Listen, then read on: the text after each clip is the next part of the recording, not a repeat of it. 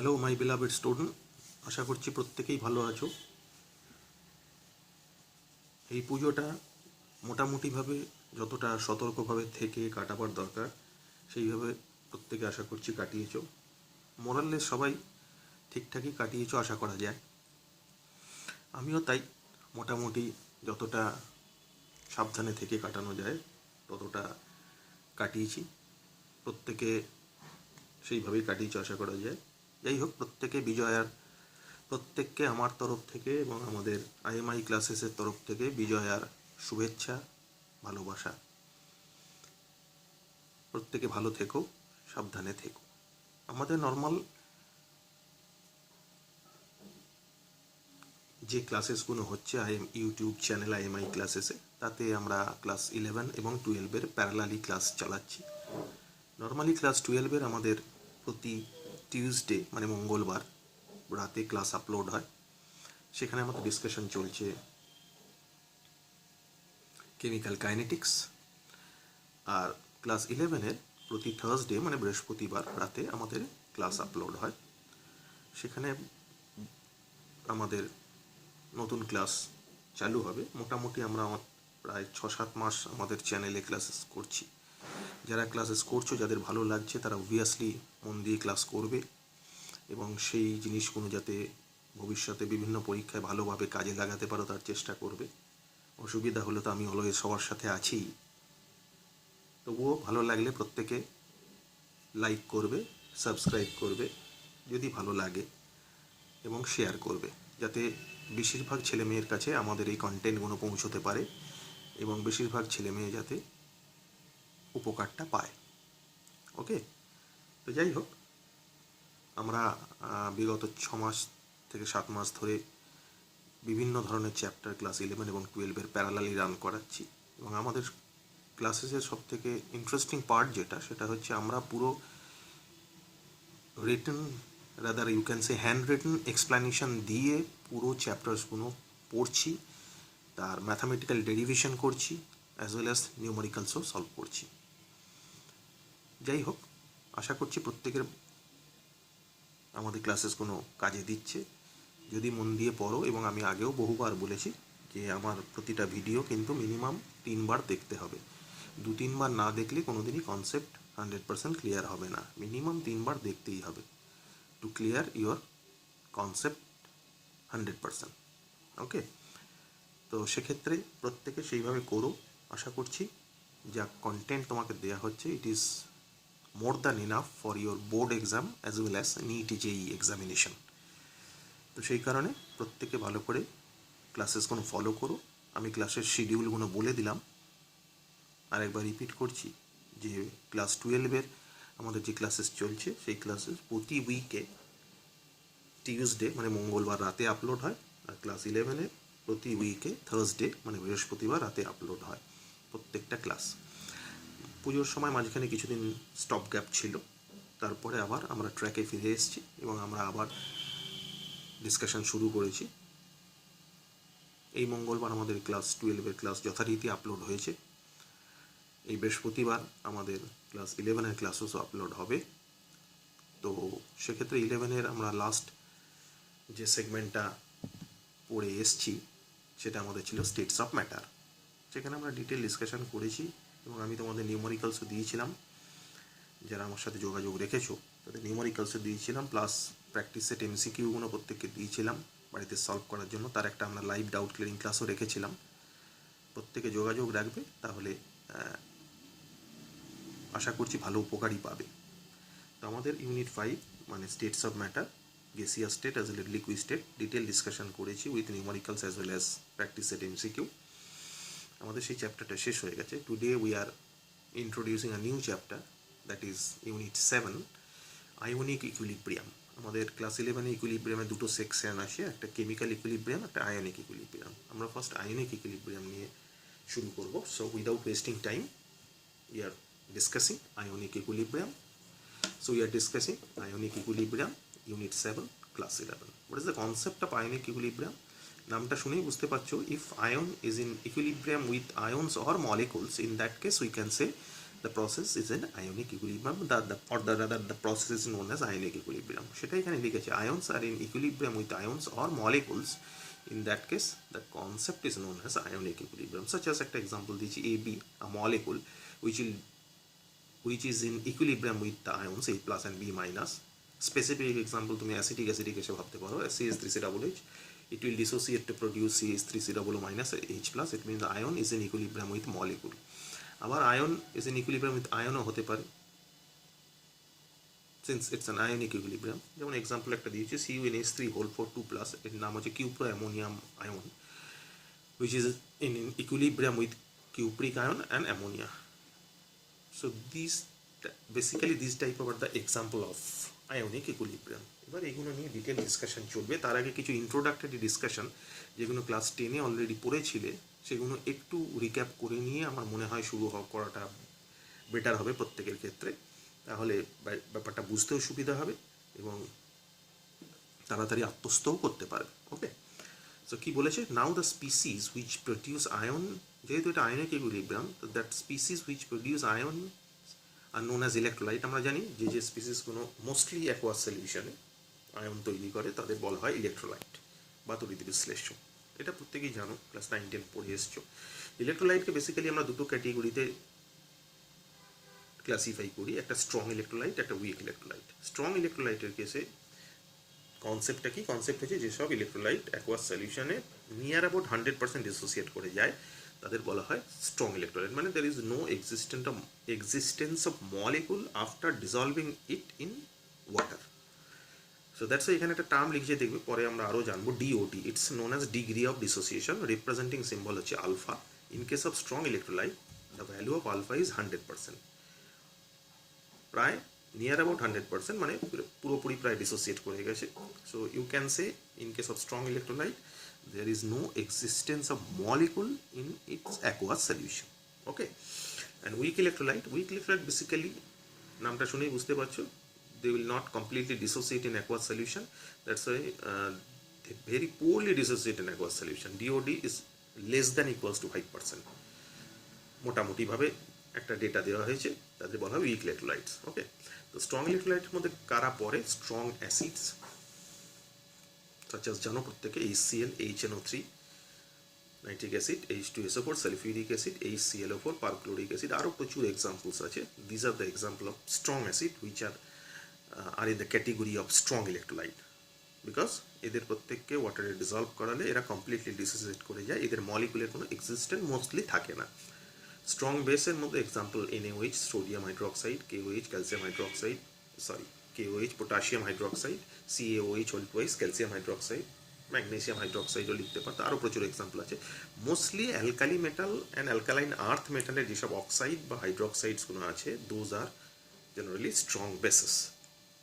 আর সল্টের মধ্যে অবভিয়াসলি দুটো স্ট্রং অ্যাসিড বা স্ট্রং বেসের, যে আমরা জানি অ্যাসিড বেস রিঅ্যাকশন করে সল্ট তৈরি হয়, তাহলে অ্যাসিড বা বেসের যে কোনো একটা পার্ট স্ট্রং হয়ে যদি সল্ট তৈরি হয় তাহলে সেটা সেই সল্টটা স্ট্রং ইলেকট্রোলাইটের মধ্যে পড়বে। যেমন NaCl এর মধ্যে NaOH আর HCl দুজনেই স্ট্রং, অবভিয়াসলি এটা তো স্ট্রং ইলেকট্রোলাইট হবেই। KCl ও তাই, KOH আর HCl রিঅ্যাকশন করে KCl তৈরি করেছে, এটাও স্ট্রং ইলেকট্রোলাইট হবে। But NH4Cl is a salt which produced by the reaction between NH4OH, which is a weak base, and HCl. HCl is a strong acid, that's why it is under the category of strong electrolyte. Obviously similar example of CH3COO, এখানে অ্যাসিডটা strong ছিল, এখানে বেসটা strong. CH3COO is a weak acid in aqueous solution, obviously NaOH is a strong base, তাহলে reaction করে যে sodium acetate মানে CH3COO তৈরি করেছে, this will be the example of strong electrolyte.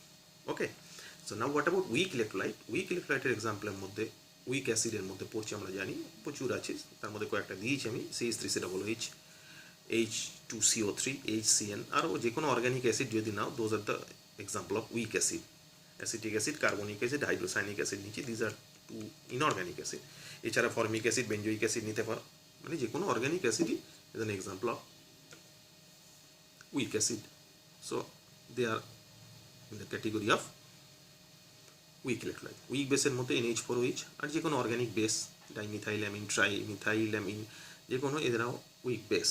আর সল্টের মধ্যে অবভিয়াসলি সেই সব সল্টগুলো যে সল্টের মধ্যে বা যে সল্টটা তৈরি হয়েছে by the reaction between weak acid as well as weak base, কারণ যে কোনো একটা স্ট্রং হলে স্ট্রং ইলেকট্রোলাইটের ক্যাটেগরিতে চলে যাবে। তাহলে এটা দাঁড়ালো কি, এটা দাঁড়ালো CH3COO কোথা থেকে পাওয়া গেছে, weak acid CH3COOH, weak base NH4OH reaction এটা তৈরি হয়েছে, নাম ammonium acetate. It is an example of weak electrolyte. Similarly NH4 2CO3 ammonium কার্বনেটও বলতে পারো, এছাড়া তুমি NH4CNও বলতে পারো, অ্যামোনিয়াম সায়ানাইড।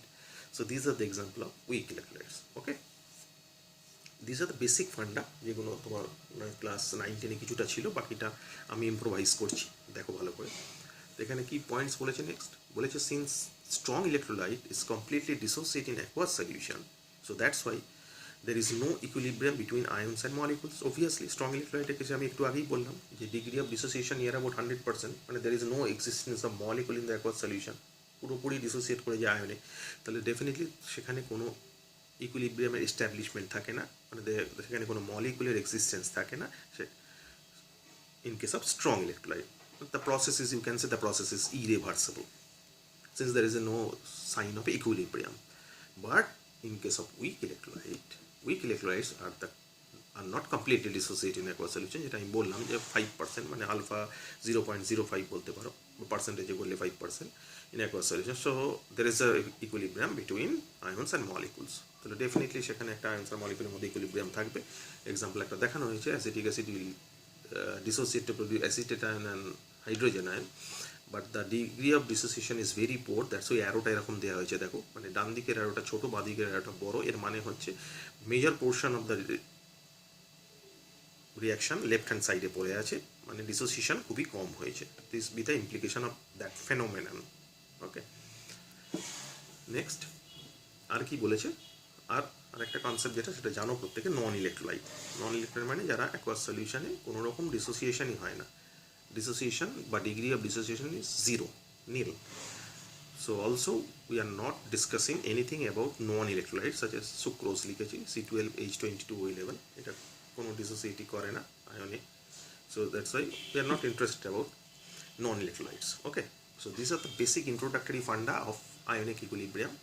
এবার আমরা যেটা ইম্প্রোভাইসিভ কনসেপ্টে ঢুকবো, সেখানে কি কি কনসেপ্ট পড়বো সেটা একটু আগে জেনে নিই, তারপরে ব্যাক টু ব্যাক শুরু করব। ম্যাটার টু বি ডিসকাস, কী কী ডিসকাস করবো, different mode of acid base concept, different acid base concept জানো, আর পড়বো একটা করে। আরহেনিয়াস কনসেপ্ট আছে, ব্রনস্টেড লাউরি কনসেপ্ট আছে, লিউইস কনসেপ্ট আছে, soft hard acid base principal concept আছে, অনেক কনসেপ্ট আছে, সেগুলো পড়বো। প্রত্যেকটা ইন্টারেস্টিং, খুব কাজে দেবে, ভালো করে দেখবে। Next concept of K and পিকে, কে মানে ডিসোসিয়েশন কনস্ট্যান্ট অফ অ্যাসিড, পিকে হচ্ছে কি সেটা ব্যাপারটা জানবো। কেবি with the dissociation constant of base, pKb সেটা থেকে কীভাবে আসে সেটা জানবো। কেডাব্লিউ with the ionic product of water, সেটা থেকে পিকেডাব্লিউ কীভাবে আসে সেটাও ম্যাথামেটিক্যালি জানবো। Next concept of pH and pOH, মানে পোটেনশিয়াল অফ হাইড্রোজেন, মানে পিএইচ আমরা জানি, পড়েছো তুমি, কিছুটা জানো হয়তো অল্প বিস্তর, যে পিএইচ হচ্ছে একটা এমন একটা কনসেপ্ট যেটা থেকে কোনো অ্যাসিডের অ্যাসিডিটি বা বেসের বেসিসিটি মেজার করা যায়। সেটা কীভাবে এলো, কোথা থেকে ডেভেলপ করলো, সেই নিয়ে কিছু নিউমেরিক্যালস ডিটেলগুলো জানবো। পিএইচ স্কেল ফরমেশন জানবো। আমরা জানি পিএইচের একটা স্কেল আছে, pH plus pOH equal to 14, সেক্ষেত্রে 7 হচ্ছে নিউট্রাল, 7-এর নিচে হলে অ্যাসিডিক হয়, 7-এর ওপরে পিএইচ ভ্যালু হলে সেটা অ্যালকালাইন হয়। তার ডিটেল ডিসকাশনটা করবো। তারপর calculation of pH and pOH for all types of solution, প্রত্যেকটা টাইপের সলিউশন, মানে acidic solution, alkaline solution, weak acid solution, weak base solution, strong acid at very high dilution solution, buffer solution, এই detail discussion যত পিএইচের calculation হয় including salt solution, সেগুলো সব detail discussion করবো। নেক্সট যেটা বললাম বাফার সলিউশন কাকে বলে, তার কনসেপ্টটা কি, হেন্ডারসন হ্যাসেলব্যাক ইকুয়েশনটা পড়বো, যেটা থেকে কীভাবে পিএইচ ক্যালকুলেট করা যায় সেটা জানবো। নেক্সট জানবো concept of solubility and solubility product, সেটা পড়বো ভালো করে। সলিবিলিটি মানে জানো, মানে কোনো একটা সলভেন্টের মধ্যে সলিউট যে ডিজলভ করছে কতটা ডিজলভ করবে, that be the concept which is known as solubility. সেটা থেকে সলিবিলিটি প্রোডাক্ট কনসেপ্ট কী করে আসে, এবং সেটার মধ্যে প্রেসিপিটেশন এবং সলিবিলিটি প্রোডাক্ট যে রিলেশন আছে সেটা অবভিয়াসলি জানতে হবে। That be the most crucial part of the discussion of solubility and solubility product. Next concept of common ion effect, common ion এফেক্টটা কী, and its impact in solubility, solubility এর impact কীভাবে পড়ে, it's be the very crucial fact, সেটা ভালো করে জানবো। and the last one, that is the balancing the redox reaction কীভাবে ব্যালেন্স করতে হয় সেটা জানবো। so these are the matters যেগুলো আমাদের ডিসকাস করতে হবে। তো আজকে আমরা যেটা করব সেটা হচ্ছে প্রথম different modes of acid base কনসেপ্টের মধ্যে Arrhenius concept, Bronsted Lowry concept, এই দুটো ইন ডিটেইলে জানবো। Okay, so let us see Arrhenius concept. So acid base salt আমরা ডিসকাশনের ফ্যাক্ট আয়নিক ইউলিব্রের আন্ডারে, তার মধ্যে অ্যাসিড বেস থিওরি। তো ফার্স্ট হচ্ছে আরহেনিয়াস থিওরি। এটা টু সাম এক্সটেন্ট ক্লাস 9-10 হয়তো পড়েছো কিছু কিছু ছেলেমেয়েরা, ক্লাস 8 থেকে মোটামুটি এই কনসেপ্টটা আছে। দিস থিওরি অ্যাকচুয়ালি, এটা থিওরি হচ্ছে 1880 থেকে 1890 থিওরি দিয়েছিলেন আরহেনিয়াস। উনি কী বলেছিলেন? Arrhenius define an acid as any hydrogen containing compound which gives hydrogen ion in aqueous solution. This be the most crucial point, aqueous solution. তার মানে যেসব কম্পাউন্ড হাইড্রোজেন কন্টেনিং কম্পাউন্ড যারা aqueous সলিউশনে H+ ion দেয় তারা acid. এটা পড়েছো নিশ্চয়ই সবাই। আর base, whereas the base are similarly defined as any compound which gives hydroxyl ion in aqueous solution. Obviously the crucial part is aqueous solution are known as base. তো এই দুটো concept হচ্ছে আরহেনিয়াস থিওরির acid base concept, মানে যারা জলীয় দ্রবণে ভেঙে গিয়ে H+ আয়ন দেয়, অবভিয়াসলি হাইড্রোজেন কন্টেনিং কম্পাউন্ড না হলে তার H+ আয়ন দেবে না। তাহলে যেসব hydrogen containing compound aqueous solution মাইন্ডে ডিসোসিয়েট করে H+ আয়ন দেয় তারা অ্যাসিড, ওয়ারাস যেসব কম্পাউন্ড অ্যাকোয়াস সলিউশনে ডিসোসিয়েট করে হাইড্রক্সিল আয়ন মানে OH- আয়ন দেয় তারা base. This be the concept of Arrhenius. তো সেক্ষেত্রে এক্সাম্পল কি, যেমন HCl ওয়াটারে দিলে it will dissociate to produce H+ and Cl-। অনেক সময় H+ এর জায়গায় H3O+ লেখা থাকে, hydronium ion, they are more or less same যদি অ্যাকোয়াস সলিউশন হয়। তাহলে HCl ও অ্যাকোয়াস সলিউশন H+ আয়ন দিচ্ছে, অনেক সময় এটা H3O+ লেখা থাকে, সেই জন্য আমি বলে দিলাম যে এটা H3O+ লিখলেও একই গল্প, দিলে সেটা অ্যাসিড। whereas KOH ওয়াটারে দিলে it will dissociate to produce K+ and OH-। Hydroxyl ion দিচ্ছে অ্যাকোয়াস সলিউশনে, definitely KOH is an example of base according to Arrhenius. Okay, but this theory have some demerits. এই থিওরিটা কিছু demerits ছিল। one of the most important demerits is why it is a aqueous solution. সবসময় যে আমি জলীয় দ্রবণ নিয়ে কাজ করব সেরকম তো কোনো গ্যারেন্টি নেই, অন্য কোনো সলভেন্ট হতে পারে। তাহলে তাতে কি হবে? এখানে তো ম্যান্ডেটরি বলে দিয়েছে aqueous solution. So let us C the demerits of Arrhenius theory. কি বলেছে? বলেছে acid base property of a substance was not inherent in it. এখানে যে কনসেপ্টটা দিয়েছে সেটা বলছে অ্যাসিড বেস প্রপার্টিটা, মানে এই থিওরি নিয়ে যে অ্যাসিড বেস কনসেপ্টটা কিন্তু তার ইনহেরেন্ট প্রপার্টি না, তার নিজস্ব ভেতরকার প্রপার্টি না, but was depend on the presence of water. ওয়াটারের উপর ডিপেন্ড করছে। ওয়াটার যদি থাকে তবে H+ দিলে তবে অ্যাসিড, ওয়াটার যদি থাকে তবে OH- দিলে তবে বেস। তার মানে অ্যাসিড বেসের নিজস্ব কোনো প্রপার্টি এটাতে রিফ্লেক্ট করছে না। This be the major demerit of Arrhenius theory. And the second one, the existence of bare hydrogen ion was questioned. যেটা বলছিলাম একটু আগে যে H+ আয়নকে আদৌ পাওয়া যায়? যেমন একটু আগে যেটা বললাম, H+ আয়ন ওয়াটারে দিলে it will combine with water to produce H3O+ ion, which is known as hydronium ion. Aqueous সলিউশনে H+ আয়ন পাওয়া যায় না, অ্যাকোয়াস সলিউশনে H3O+ আয়ন পাওয়া যায়। আর একটা এক্সাম্পল HClO4 নিয়েছি, তার মধ্যে ওয়াটার দিয়েছি, ইট will produce H3O+ plus ClO4-। তার মানে there is no evidence of the presence of H+ ion in aqueous solution, whereas we always see the presence of H3O+ ion, that is the hydronium ion, in aqueous solution. So these are the demerits of Arrhenius theory. So since the Arrhenius theory to some extent defective, কিছুটা হলেও ভুল পাওয়া গেছে, so it needs some modification, এর কিছু modification দরকার obviously. তো সেই মডিফিকেশন করতে যে সায়েন্টিস্ট দুজন এলেন তাদের নাম হচ্ছে Bronsted and Lowry concept. Alternatively you can say the protonic theory. কি বললাম? The Bronsted and Lowry concept or the protonic theory. ভালো করে শুনবে, প্রতিটা জিনিস একদম লিখে লিখে ইন ডিটেলে এক্সপ্লেন করা হচ্ছে, প্রতিটা জিনিস খুঁটিয়ে খুঁটিয়ে এক্সপ্লেন করা হচ্ছে। ভালো করে দেখবে, ভালো করে বুঝবে।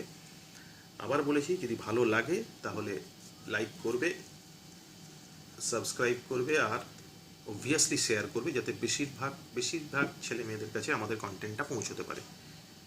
ওকে, তো কী বলেছে? দ্য প্রোটনিক থিওরি বা the Brønsted Lowry concept. In this theory 1923, ওটা ছিল না 1880 থেকে 1890, তারপরে 1923, প্রায় 40 years plus. The concept is any species, এখানে স্পিসিস বলছি কিন্তু ভালো করে লক্ষ্য করবে, ওখানে কম্পাউন্ড বলেছিল। any species that tends to give up a proton is an acid. বলেছে যে কোনো স্পিসিস যদি এইচ প্লাস আয়ন দেয় বা প্রোটন দেয় তাহলে তারা অ্যাসিড। এখানে কিন্তু ভালো করে লক্ষ্য করলে দেখবে there is no line for the সলভেন্টের কোনো লাইন কিন্তু এখানে লেখা নেই। মানে আমি অ্যাকচুয়ালি যেটা বলতে চাইছি ওয়াটারের কোনো কিন্তু ইন্ডিকেশন এখানে দেওয়া নেই। তাহলে কি বলছে, any species that tends to give up a proton is an acid and any substance that tends to accept a proton is a base. তাহলে বাংলা কথা হলো যে যেসব স্পিসিস বা নমুনা এইচ প্লাস আয়ন দেবে তারা acid without mentioning the name of the solvent or other water, and any species which accept proton, যারা প্রোটন অ্যাকসেপ্ট করবে তারা base. So these be the basic funda of Bronsted-Lowry theory. Let us see the example. যেমন এখন example দেখছি যেটা আমাদের problem ছিল যে H3+ আয়নের এক্সিস্টেন্স আমরা কিন্তু আর্হেনিয়াস থিওরি থেকে এক্সপ্লেন করতে পারছিলাম। নাও you can explain this formation of H3+ ion by the help of protonic theory or the Bronsted-Lowry concept. HCl acid water দিয়েছি, it will react to it will combine to produce, but it will dissociate to produce H3+ ion, that is the hydronium ion plus Cl minus। তার মানে HCl আর H2 এর মধ্যে KH+ দিল আর KH+ নিল, obviously HCl H+ দিল, তার মানে HCl acid, H2 H+ নিয়েছে, তার মানে H2 কি অবভিয়াসলি বেস। ভালো করে দেখবে এখানে কিন্তু অনেক কিছু নতুন ইন্টারেস্টিং পয়েন্ট জানতে পারবে। Two produce H3O+ plus Cl minus. Similarly H2SO4 H2 এর মধ্যে দিয়েছি, তৈরি হয়েছে H3O+ plus HSO4 minus bisulphate ion এটাকে বলে। কে দিয়েছে H+, অবভিয়াসলি H2SO4 দিয়েছে, তার মানে H2SO4 অ্যাসিড। কে নিয়েছে H2O নিয়েছে, তখন H2O base. Two produce H3O+ and HSO4 minus. Similarly NH4+ plus H2O, NH4+ plus H2 এর মধ্যে দিলে রিয়াক্ট হয়ে প্রডিউস H3O+ আর NH3। কে দিয়েছে NH4+ দিয়েছে, তো NH4+ is an example of acid. একটু আগে যেটা বলছেন যে স্পিসিস মানে যেটা মলিকুলে হতে পারে সেটা কিন্তু আয়নও হতে পারে, সেই জন্য কথাটা স্পিসিস মেনশন করেছে, নট ম্যান্ডেটারি যে কম্পাউন্ড বা মলিকুলই হবে শুধু স্পিসিস। সিমিলারলি ক্যাটায়নই যে সবসময় অ্যাসিড হবে তার কোনো গ্যারেন্টি নেই কিন্তু। You have another example that is bicarbonate ion HCO3- plus H2O। এখানে রিয়াকশনটা ভালো করে লক্ষ্য করলে দেখবে আবার again you have a production of H3O+ from H2O তার মানে H+ অ্যাকসেপ্ট করেছে, কোথা থেকে করেছে, অবভিয়াসলি বাইকার্বনেট আয়ন থেকে করেছে, মানে bicarbonate ion is an example of acid and H2 is a base to produce H3+ and carbonate ion. ওকে, এগুলো অ্যাসিডের এক্সাম্পল দেখলাম, ভালো করে দেখবে, খুব ইন্টারেস্টিং জায়গায় ঢুকছি, প্রত্যেকটা জায়গা ভালো করে ফলো করবে। বেসের এক্সাম্পলে NH3 আর H2O দিয়েছি, দিয়ে কী হচ্ছে ভালো করে লক্ষ্য করলে দেখছি NH3 H2O থেকে H+ অ্যাকসেপ্ট করেছে, দিয়ে NH4+ তৈরি করেছে, তার মানে NH3 ইজ আ বেস আর H2 ইজ অ্যান অ্যাসিড। একটু আগেই দেখলাম H2 ইজ আ বেস, এখন দেখছি H2 acid. Carbonate ion CO3- H2 এর সাথে রিয়াকশন করিয়েছি, রিয়াক্ট করে তৈরি করেছে HCO3- প্লাস HOH-। তাহলে ন্যাচারালি KH+ ডোনেট করেছে, অবভিয়াসলি H2O ডোনেট করেছে, তার মানে H2 is an example of acid. তাহলে বেসটা obviously carbonate ion to produce bicarbonate ion plus hydroxyl ion, তার মানে এখানে H2 is a base.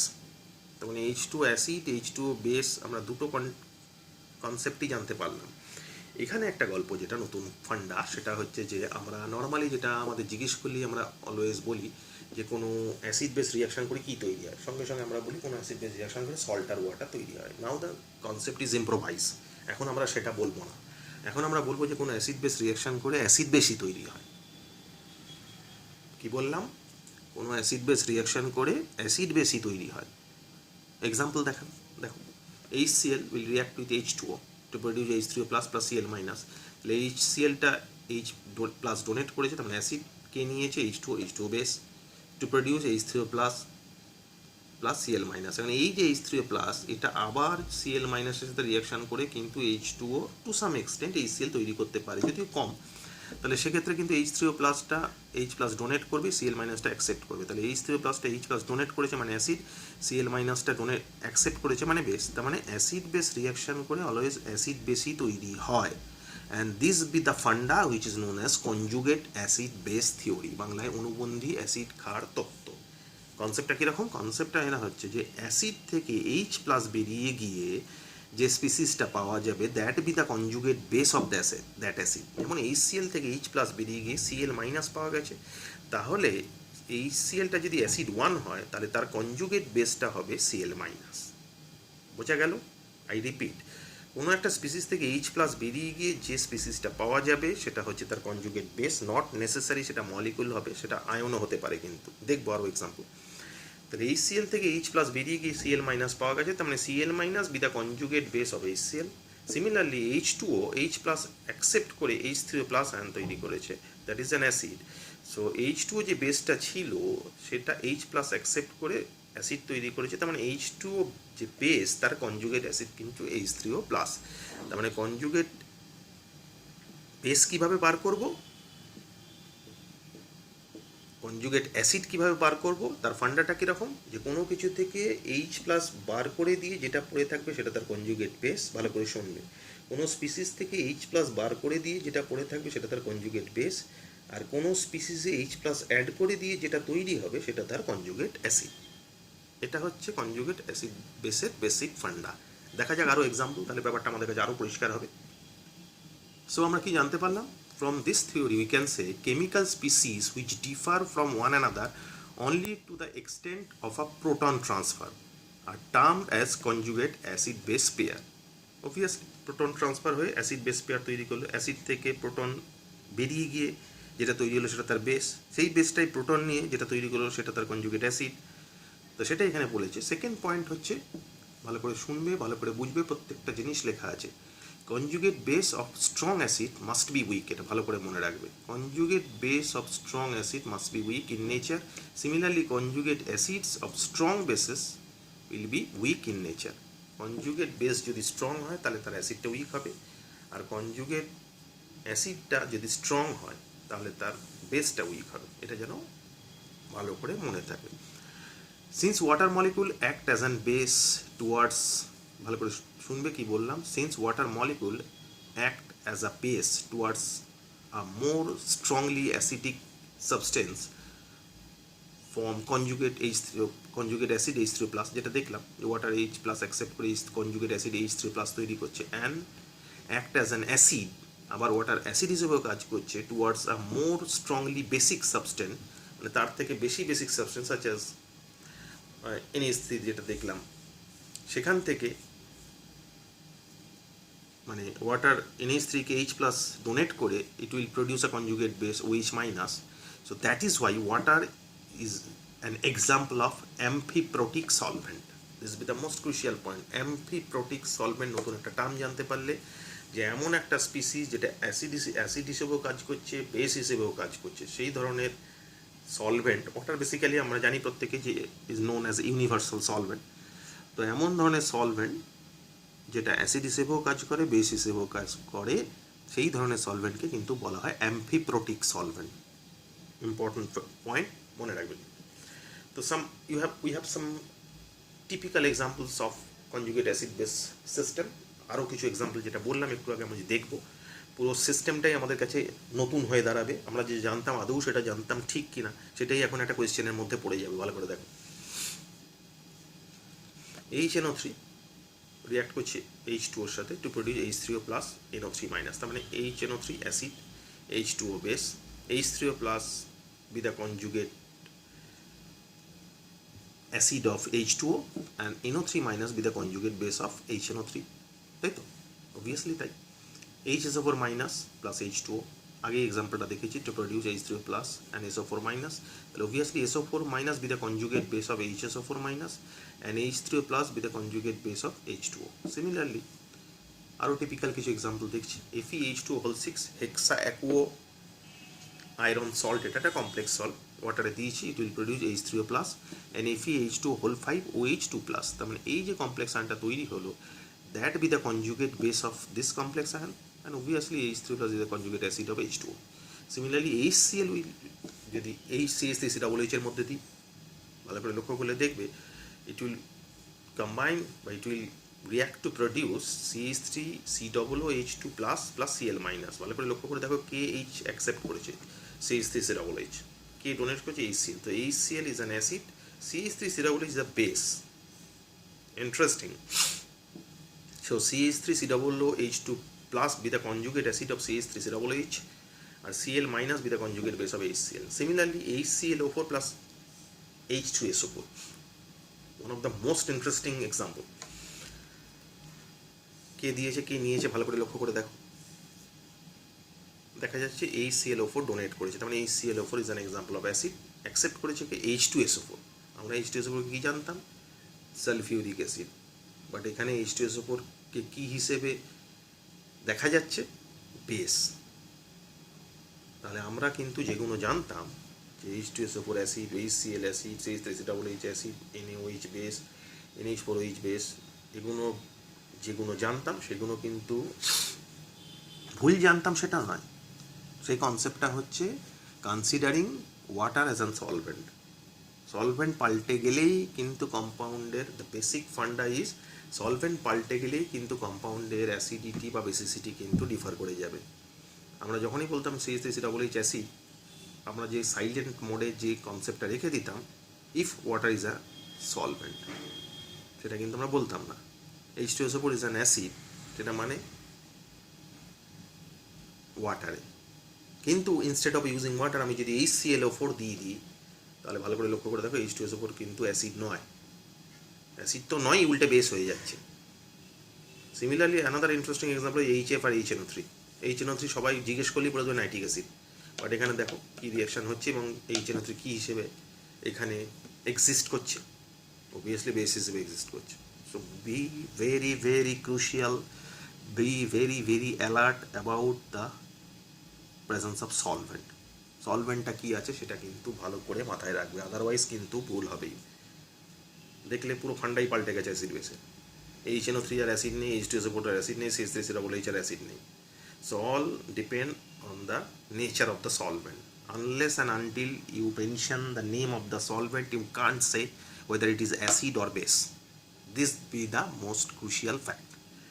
Okay, তো আমরা দেখলাম অ্যাসিড বেসের concept, Bronsted-Lowry conjugate acid base concept. So from the above example, we can say the concept of acid or bases is entirely depend on the solvent. যেটা আমি বললাম, সলভেন্টের উপর depend করে। So can we predict the relative strength of acid or bases in water?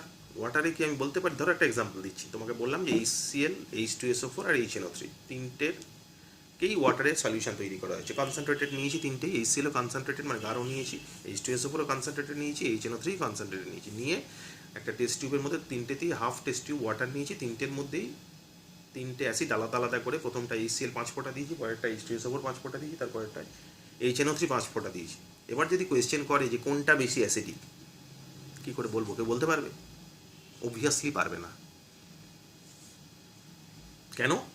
Answer কী হবে তাহলে? Answer হচ্ছে তিনটের acidity same, ওয়াটারে তিনটের অ্যাসিডিটি সেম হবে। So this is the unique characteristics of water বা ওয়াটার এরম ধরনের সলভেন্ট যারা অ্যাসিডের অ্যাসিডিটিকে একই লেভেলে নিয়ে চলে আসে। যেমন HCl, H2SO4, HNO3, আমরা তো মানি যে তিনটে আলাদা আলাদা অ্যাসিড ডেফিনেটলি, যেহেতু তিনটে আলাদা আলাদা অ্যাসিডিটি হওয়ার কথা, কিন্তু ওয়াটারে তিনটের অ্যাসিডিটি যেভাবে আমি সলিউশন তৈরি করলাম সেম, পার্থক্য করার কোনো জায়গা নেই। So this is the unique characteristic of this type of solvent such as water. What is the universal solvent? And the property is known as leveling effect. এই ঘটনাটাকে বলা হয় লেভেলিং এফেক্ট, মানে অ্যাসিড এর অ্যাসিডিটিগুলো একই লেভেলে করে দিচ্ছে। HCl, H2SO4, HNO3 তিনটের অ্যাসিডের অ্যাসিডিটি একই লেভেলে করে দিচ্ছে। That's why the concept is known as leveling effect. So যেমন এটা ডিসোসিয়েট করে এইগুলো তৈরি করেছে, দেখতেই পাচ্ছ। HCl will dissociate to produce H3 plus Cl minus, HNO3 will dissociate to produce বা react to water to produce H3 plus hydronium ion and nitrate ion. H2SO4 will react with H2O to produce H3O plus and H2SO4 minus. তাহলে we have no answer যে কার acidity বেশি হবে। So the concept is leveling effect. তিনটের acidity same. What is the concept of leveling effect? Leveling effectটা কি একটু দেখে নিই। কি বলেছে? Leveling effect or solvent leveling refers to the effect of solvent on the properties of acid and bases. The strength of a strong acid is limited or labeled by the basicity of the solvent. Solvenটের basicity দিয়ে অ্যাসিডের স্ট্রেংথটা একই লেভেলে চলে আসছে। Similarly, the strength of base উল্টোটাও হতে পারে। Strength of strong base is labeled by the acidity of the solvent. এটা তো আমি অ্যাসিড দিয়ে দেখেছি, সেম কোয়েশ্চেন তোমাকে করতে পারে NaOH আর KOH দিয়ে। NaOH KOH মানে sodium hydroxide, calcium hydroxide, potassium hydroxide. 3টে টেস্ট টিউবে জল নিয়েছি, হাফ টেস্ট টিউব করে 3টেতেই একটা করে বিড NaOH KOH আর CaOH হোল টুয়াইসের ফেলে দিয়েছি, বলেছি কে বেশি স্ট্রং বেস, কোনোদিনই বলতে পারবো না। সুতরাং সেম ফ্যাক্ট, খুব important fact, the leveling effect or solvent leveling refer to the effect of solvent on the properties of acid and bases. The strength of a strong acid is limited or labeled by the basicity of the solvent. Solvenটের basicity দিয়ে অ্যাসিডের স্ট্রেংথটা বা label হয়ে যাচ্ছে। Similarly উল্টোটা vice versa হতে পারে, the strength of strong base is labeled by the acidity of the solvent, and this phenomenon is basically known as leveling effect. Now the question is the এবার একটা প্রশ্ন যেটা এলো, এটা লেভেলিং এফেক্ট, এটা ব্রনস্টেড-লাউরি concept, এটা কনজুগেট অ্যাসিড বেসের concept, এটাই প্রোটনিক থিওরি। আশা করছি প্রত্যেকটা জিনিস ভালো করে বোঝা গেছে।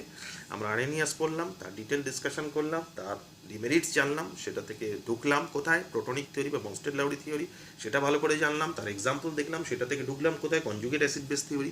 কনজুগেট অ্যাসিড বেস থিওরি থেকে টোটাল ডিটেল জানলাম উইথ টিপিক্যাল এক্সাম্পল, সেখানে অ্যাসিড বেসের যে পুরো ফান্ডাটাই পাল্টে গেল, সেগুলোও ভালো করে জানলাম। তারপরে দেখলাম যে ডিফারেন্ট টাইপের স্ট্রং অ্যাসিড বা ডিফারেন্ট টাইপের স্ট্রং বেস, তাদের পার্টিকুলার একটা সলভেন্টে ডিজলভ করালে তাদের অ্যাসিডিটি বা বেসিসিটি আমরা ডিটারমিন করতে পারছি না, কে বেশি অ্যাসিডিক বা কে বেশি বেশি। তো সেক্ষেত্রে সেখানে আমরা ফান্ডা পেলাম লেভেলিং এফেক্টের। ঠিক আছে, এইবার প্রশ্ন যেটা একটা এলো, যেটা আমরা নেক্সট ক্লাসে ডিসকাস করব, যে এতক্ষণ যা দেখলাম প্রত্যেকটা স্পিসিসের মধ্যেই কিন্তু যারা অ্যাসিড হয়েছে তাদের মধ্যে হাইড্রোজেন আছে, হাইড্রোজেন অ্যাটম প্রত্যেকটা স্পিসিসেরই আছে যারা অ্যাসিড হিসেবে এতক্ষণ আমরা ডিসকাশনের মধ্যে রেখেছি। তাহলে কোয়েশ্চেন যেটা আসে সেটা হচ্ছে যাদের মধ্যে হাইড্রোজেন অ্যাটম নেই, তাহলে তারা কি?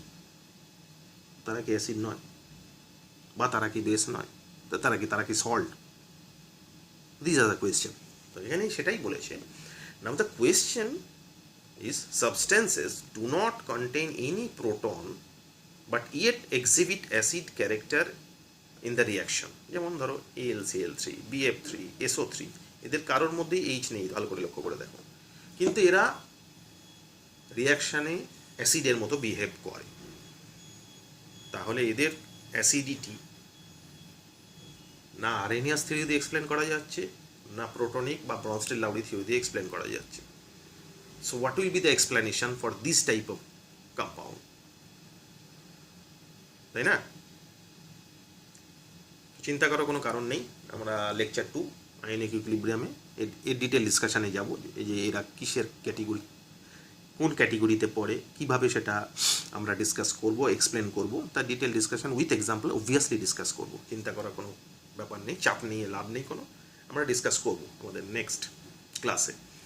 তো এই মোটামুটি আজকের আয়নিক ইকুইলিব্রিয়ামে লেকচার 1-এর ডিসকাশন। আশা করছি প্রত্যেকটা জিনিস আমি লিখে তোমাদের ভালো করে বোঝাতে পেরেছি। আবার বলছি, ভিডিওগুলো মিনিমাম 3 বার ভালো করে দেখবে, পুরো রিটেন এক্সপ্লেনেশন দেওয়া আছে, সেক্ষেত্রে তোমার বুঝতে আরও বেশি সুবিধা হবে। তো ভালো করে দেখো।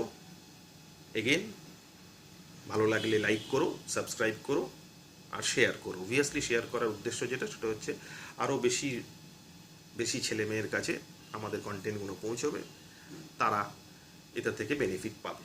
ওকে, ভালো করে থেকো, সাবধানে থেকো। আজকের মতো থ্যাংক ইউ, গুড বাই।